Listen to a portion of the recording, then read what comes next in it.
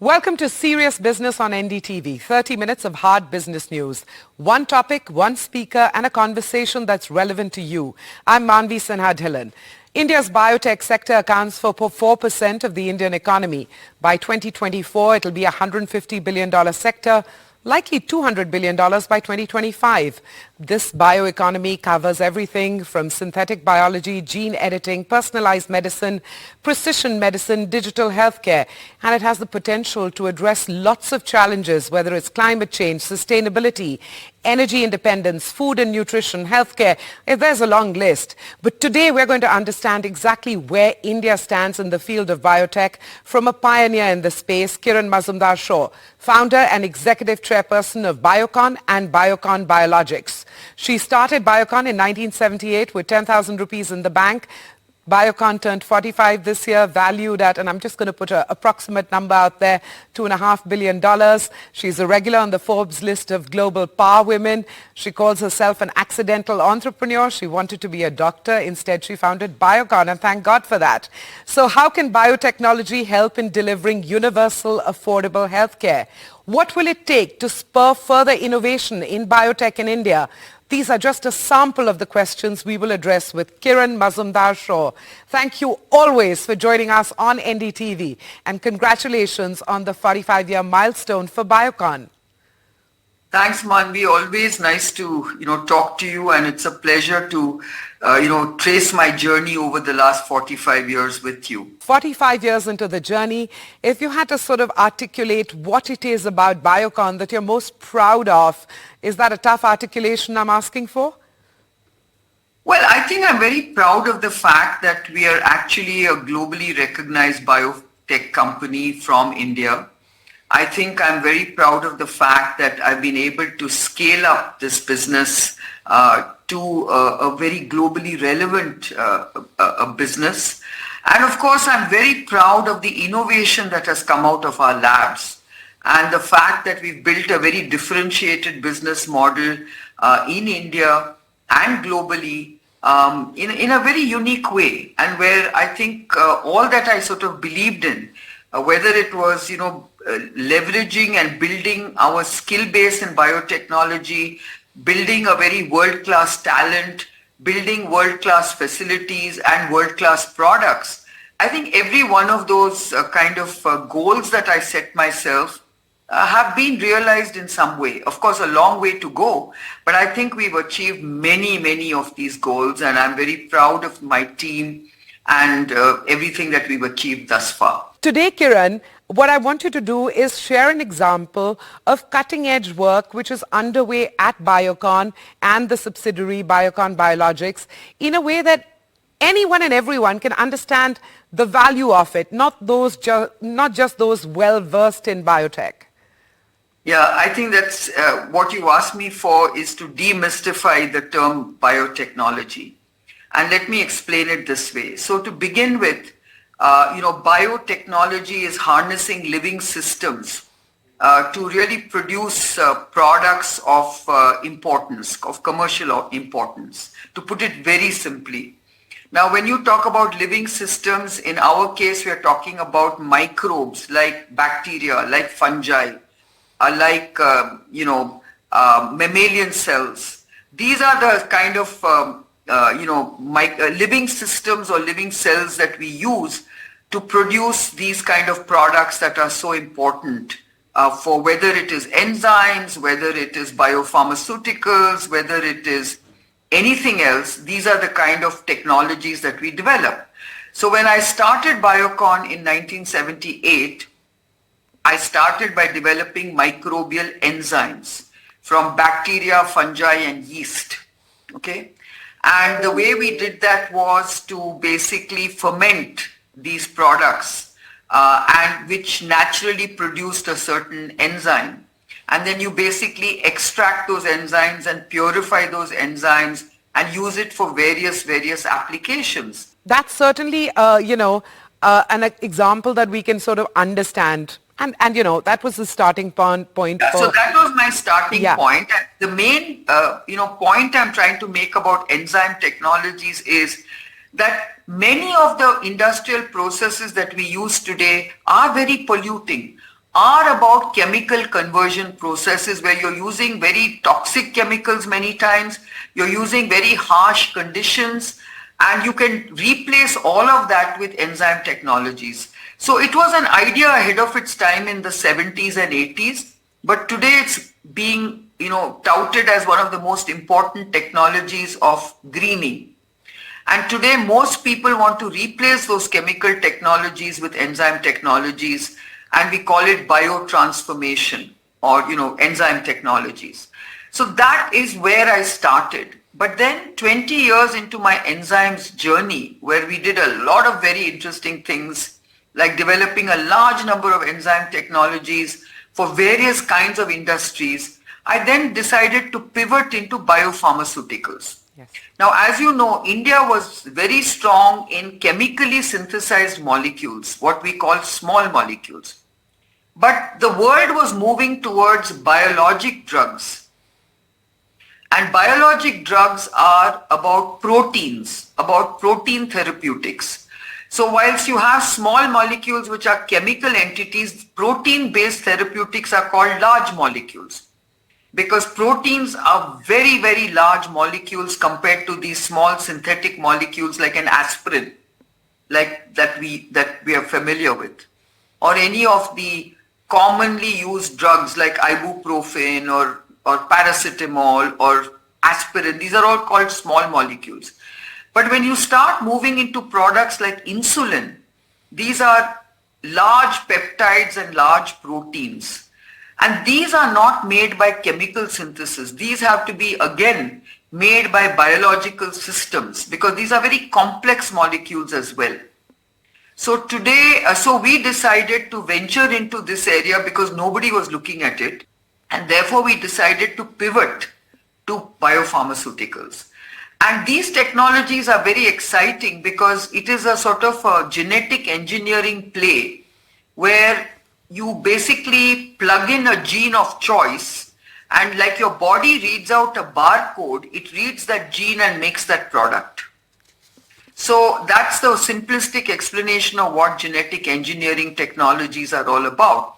And even if you look at mRNA vaccines, that's the same concept. Your body reads a barcode and produces that particular protein. Okay? Got it. So like spike protein. So this is the technology that is fascinating. And so we started developing insulins because we felt India was at the epicenter of diabetes. We were importing all our insulins, and most of those insulins were animal insulins which were extracted from the pancreas of cows and pigs, because we couldn't afford these new technologies which were human recombinant insulin.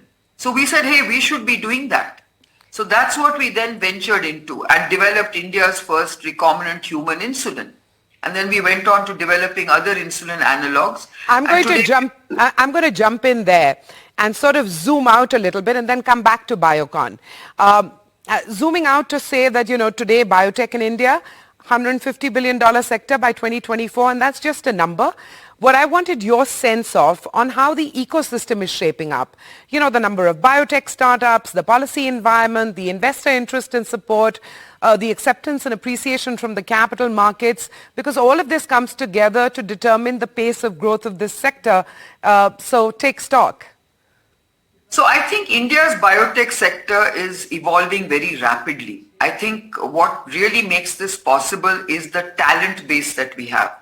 We have a lot of good scientists and engineers who can actually build this sector very, very robustly.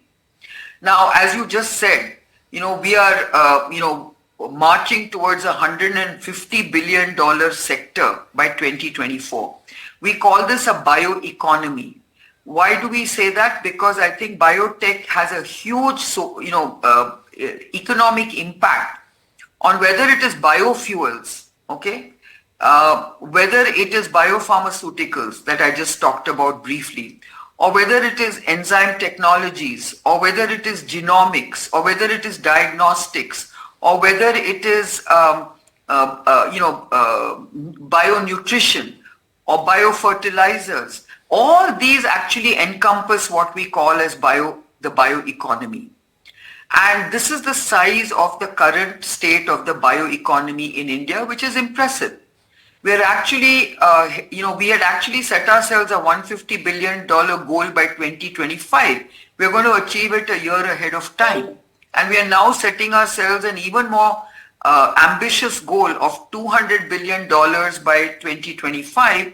And we think we can actually make it into a $500 billion sector by 2030. That's how rapidly it's growing.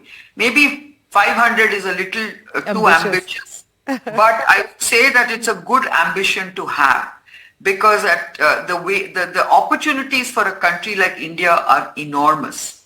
If we want to venture towards biofuels, then there is a huge opportunity of using both enzyme technologies to actually convert a lot of the cellulosic waste that we generate from farms. For example, we have a huge problem of stubble burning.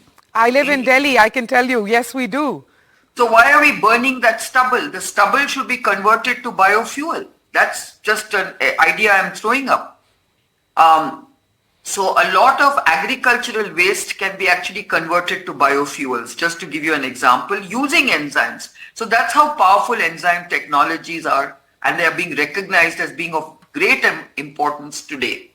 When you come to biopharmaceuticals, a lot of cancers need biopharmaceuticals to target cancers. In the past, chemical drugs used to really be used to kill cells in a very, very cluster bomb approach.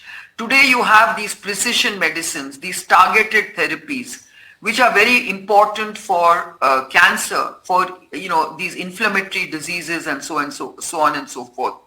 So that's what biotech is about. It is precision medicine. It is targeted technologies. So it mimics the way the body deals with disease or with abnormalities. Got it. What I'm going to do, Kiran, is I'm going to do a rapid fire round about Biocon, just to give viewers a flavor of the breadth and depth of what Biocon is doing. And Karan Johar doesn't have the copyright on rapid fire, but we are going to be a rapid fire. So you have Asia's largest insulin factory in Malaysia, right? Biocon? Yes. So why Malaysia? So I think, insulin requires a very high, energy and water requirement. And at the time when we were trying to scale up our insulin technology, we had a big challenge in terms of accessing both potable water and energy at the level we wanted to. And if you remember in the sort of the 2010, 2015 kind of times, there was a very severe environmental law which made it very difficult for us to get timely approvals to start such ventures. Okay. And therefore we went to Malaysia, which had everything available to us, both in terms of regulatory needs and access to these very important critical requirements of insulin production. But it is the largest in Asia. 2022, Biologics entered a deal to buy the biosimilars business of Viatris for $3.3 billion. The integration is complete ahead of schedule. Again, just give me a quick sort of insight into the thought process behind that deal, because it really hammers home the point of how global Biocon and Biocon Biologics are. I think that is the most important transformational, event that you have just mentioned. Because Biocon was partnered with Viatris for over a decade to basically develop, do the research and development and manufacturing of these very important class of biologics drugs called biosimilars. And, Viatris was the commercial partner. We were the sort of research, development and manufacturing partner. We were capturing only a third of the value. They were capturing the rest of the value. By acquiring this business, we capture 100% of the value and we truly become a globally integrated biopharmaceutical company and a leading company when it comes to biosimilars. It gave me an opportunity really to become a globally, a globally significant biosimilars company with the leadership potential to even become number one in the foreseeable future. In April this year, and you can see, Kiran, that I'm crisscrossing because my sort of goal is to cover the wide gamut of work that you're doing. In April this year, Poonawala's Serum Institute doubled its investment in Biocon Biologics to $300 million. And, correct me if if there are any gaps in my description. But again, could you explain to us the fit between Biocon Biologics on the one hand and the Serum Institute on the other? So there was a proposal between Serum Institute and Biocon Biologics to basically have a deal that saw a partnership of equity for vaccines, let's put it that way. Okay. And then that basically was a very important, synergistic partnership that we thought about. But over time, we realized that, the equity for vaccines was not going to be viable because the demand for COVID vaccines started dropping off. And I think we then realized, and Serum realized, that it's better then to convert that particular partnership into a strategic investment. And that's why they made that investment of $300 million into Biocon Biologics, because I think this still continues with a very interesting partnership between Serum and Biocon Biologics, where Serum starts getting a strategic investment in an area that they are not currently pursuing, but they basically believe it's a very important, parallel, product portfolio which dovetails into what they are doing. And they're very keen to have this partnership. Okay. The most important to my mind, and I'm not a scientist, but through your philanthropy, specifically the Mazumdar-Shaw Medical Center, which is focused on sustainable, affordable cancer care.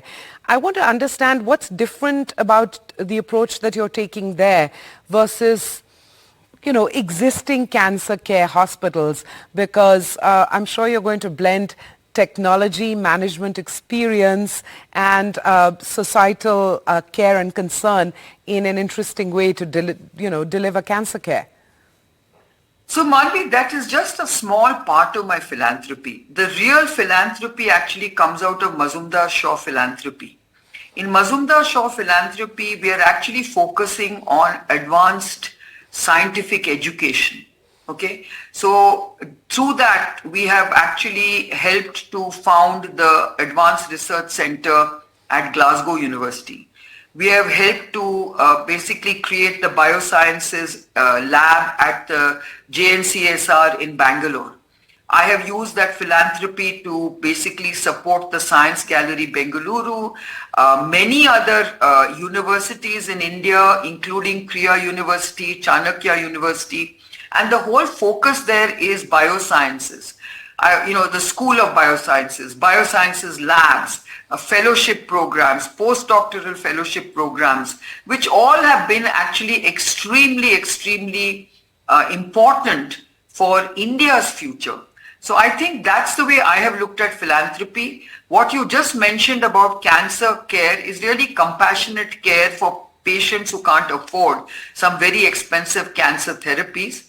And many of these new age cancer therapies are beyond the reach of people, of poor people. And that's what we enable through this philanthropy. But that is a very small part of our philanthropy. The bigger part of the philanthropy is really in what I talked about, advanced scientific education. Okay, on that note, I'm going to take a quick break. Back on Serious Business in a moment with Kiran Mazumdar-Shaw of Biocon.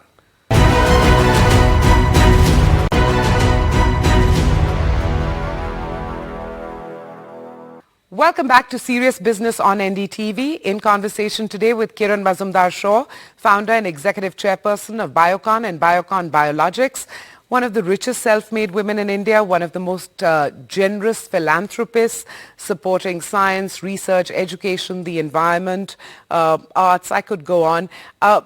Kiran, I know there's time pressure, so I'm going to try and race through these next set of questions. What I find so inspiring, philanthropy aside, and we're going to talk about that in greater detail, your courage and consistency. You started Biocon at the age of 25. You had three things to overcome: age and perhaps people questioning your experience, your gender, barely any capital to speak of. People don't realize there was no venture capital and private equity in those days. You had to go to the bank and get a loan approved. So distill all of those years of experience into, one piece of advice for entrepreneurs today, especially women. So first and foremost, Manvi, I think you've mentioned it. I had huge credibility challenges, and I think young entrepreneurs today continue to face those challenges, especially women entrepreneurs. Very little has changed because I think they continue to be very diffident about raising capital, because this is a sector that is tough to raise capital in the first place. The reason it's tough is because it's gestational. So the lengthy timelines of taking an idea or a product from lab to market is what deters, investors. Secondly, I think there is a very, difficult access to capital markets for biotech companies, because most biotech companies are about taking an idea to the market or an idea from the lab to the market. And in order to take anything to the market, to the capital market, you need revenues. Revenues don't come that easy to biotech companies until they basically, overcome the regulatory pathway. The regulatory pathways are pretty long and expensive. So in most other parts of the world that have been very successful in creating a biotech ecosystem, the runway is complete. In India, we only have a runway that takes us to the takeoff point. So we have enough runway for taxiing to the takeoff point. But we don't have access to capital markets, which is what is required to really take to flight. And that's the length of the runway that's missing, if you know what I mean. And therefore, we need SEBI to actually come up with new, policy measures that allow revenue-less companies with high IP to take these ideas to the market. And let me just illustrate that with an example. So yesterday, there was a headline statement saying Biocon spin-out by Cara raised a very successful oversubscribed $165 million Series C funding in Boston. So I had this great product that we had developed in our labs in Bangalore, but I knew that we could never take it through a regulatory pathway in India, nor could we attract any capital investment or VC investment, because there is no exit for these kind of companies in the Indian capital markets. Yes. So what did we do? We spun this off in Boston. And Bicara Therapeutics over the last few years has been able to attract a lot of venture capital into its path of taking that product from IND to the market, which of course is very expensive. It's a cancer drug, and cancer drugs are very expensive to develop. We have very good IP, and the data that's coming out of the clinical trials is extremely promising, bordering on a breakthrough designation.